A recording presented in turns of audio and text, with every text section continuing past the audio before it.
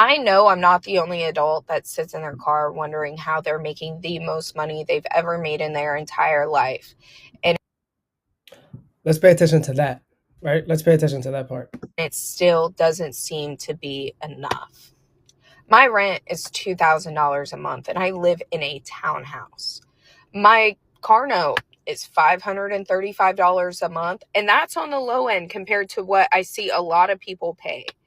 My car insurance is $370 between two vehicles.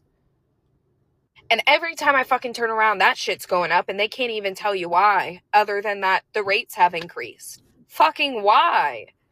And then you got some fucking orange man in office trying to convince you that your grocery bill has decreased, but I just went and spent $100 on fucking chips, bread, bananas, apples, some fucking muffins, and hamburger meat.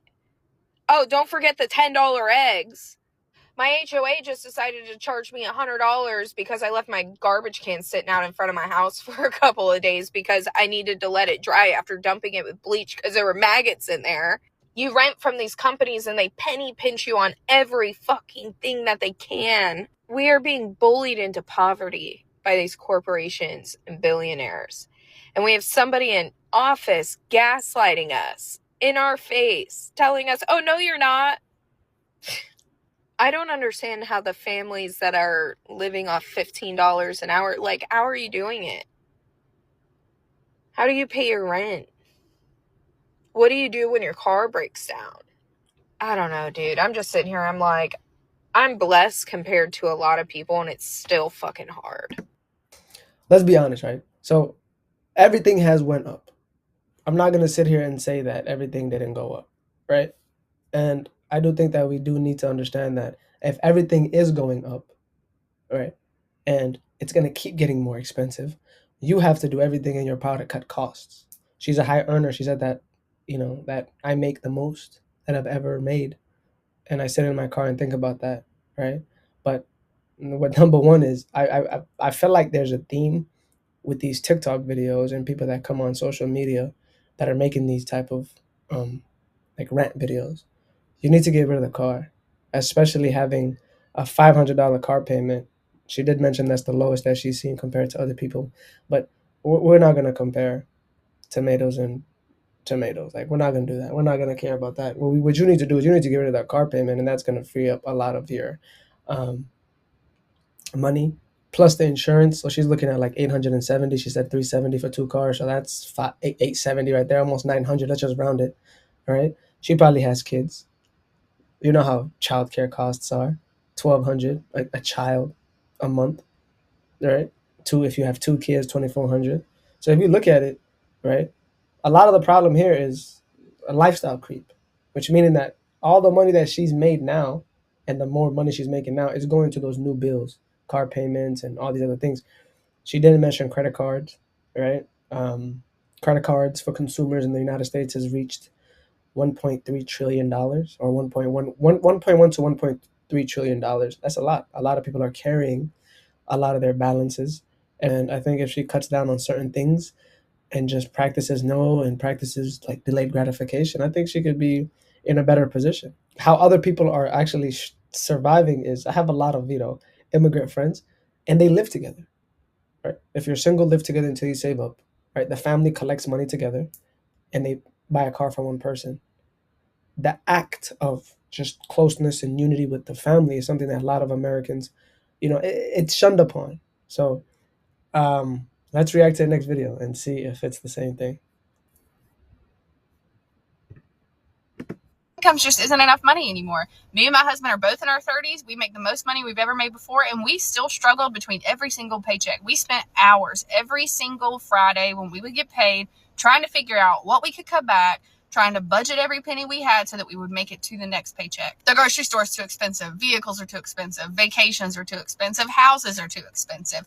Two incomes is just not enough anymore in today's world. I have a college degree in physical therapy, and when I got good grades and went to college and did all the right things, it was supposed to solve all those financial problems. That's what everybody told me. It was going to solve all my problems. Well, it didn't, and they lied. And I was sick of struggling between every single paycheck when I was working my ass off treating more patients than I should be treating. I was overworked, underpaid, and I was sick of it. So I learned a different way to make money. I learned how to make money online. I learned how to use my social media to sell and promote digital products so that I could create another stream of income. She mentioned that two income household is not where it's at anymore, and they're struggling paycheck to paycheck, right? And she mentioned that she's making money from online, and she's doing everything to cut down on being overworked and being burnt out.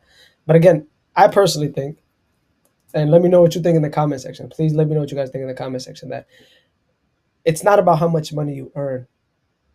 It doesn't. Even if she's making money from social media, she's still going to be living paycheck to paycheck because the mindset is still wired the same. It's an overspending issue. Most Americans hate budgeting. I honestly, when I had credit card debt and I was struggling as well, right? I didn't like to budget, but I had to sit down and budget how much I make before and after taxes, my expenses, create a bank account, right? That that is my expense bank account, and this is my fun bank account. This is my guilty free spending bank account, and I had to set these things up. There's this common theme of we make good money, but we don't know how to keep most of it. If you're in the United States, you're honestly in a blessed situation, just like the lady mentioned in other videos, that like we're making a lot of money, y'all. Right? If you look at China, the monthly income for anyone is $1,500. Look at Italy. I have family in Norway.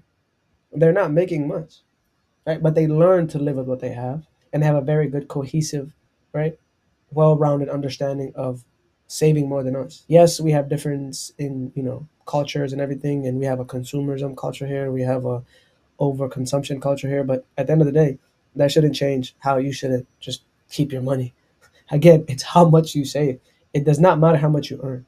Honestly, I know people that are making $50,000 that save almost $30,000 a year. And I know people that are making six figures, like this lady and the other lady, that are living paycheck to paycheck, struggling, not knowing how to account for every single dollar they make. My name is Yazzie. I'm a dentist and I'm broke. So that's why I'm on here. I am manifesting an extra $30,000 a month. I make literally enough just to cover my bills, like barely.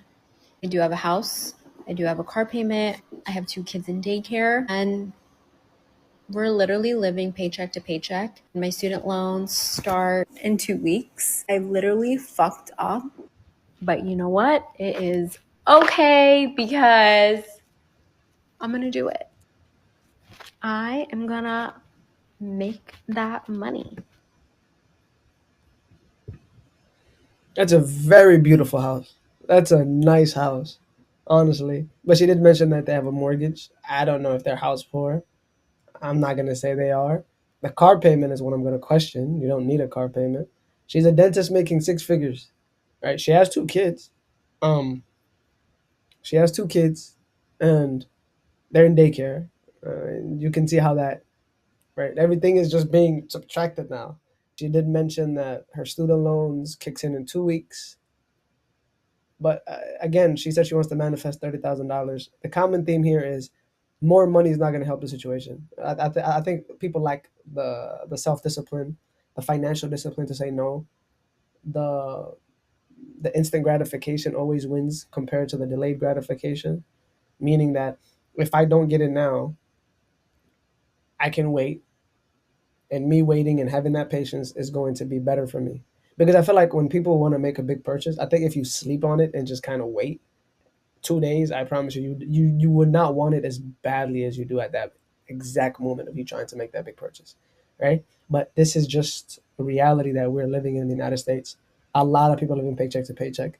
It's just a common theme. Cars, houses that people can't afford, credit card, student loans was mentioned, daycare costs, and a lot of people will say that you only live once.